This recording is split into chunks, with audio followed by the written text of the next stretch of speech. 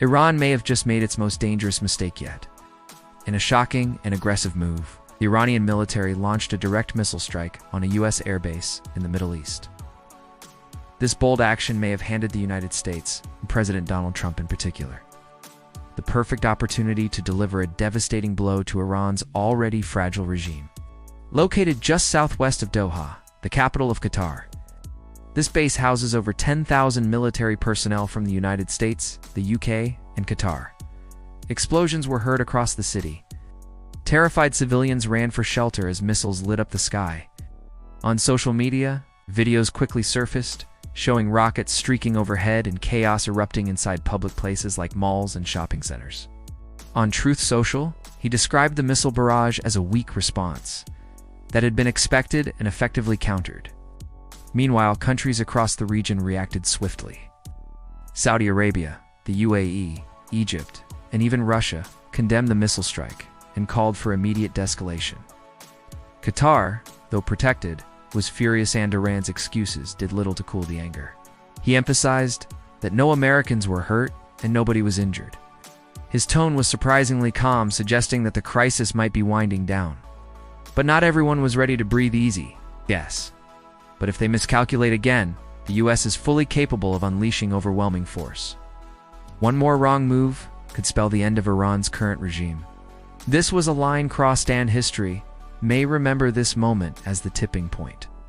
What led to this sudden escalation, and what does it mean for the region and for the world? It all began early on the morning of June 23rd, according to sources including the New York Times. The goal may not have been to cause destruction, but simply to make a show of strength for domestic audiences. This isn't the first time we've seen this playbook. Back in 2020, after the US killed General Qasem Soleimani, Iran launched a similar strike on US bases in Iraq.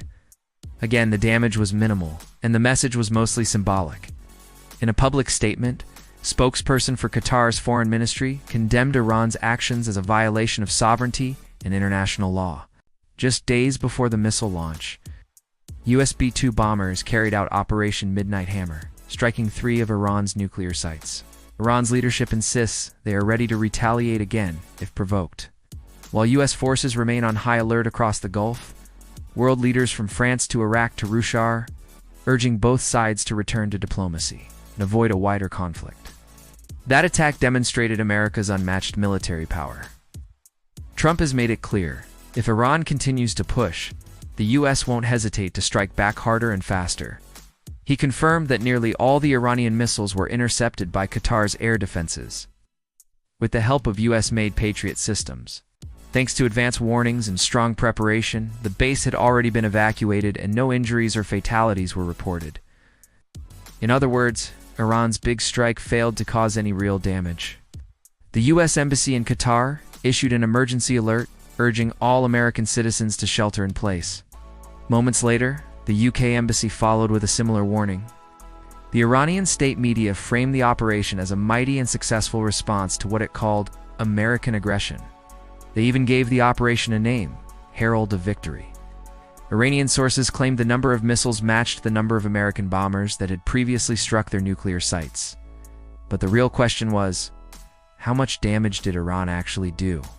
Within the hour, Qatar closed its airspace entirely, a clear sign that something serious was about to go down.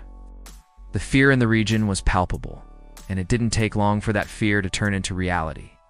Without warning, Iran launched a barrage of at least 10 ballistic missiles aimed directly at Al Udeid Air Base, the largest U.S. military installation in the Middle East.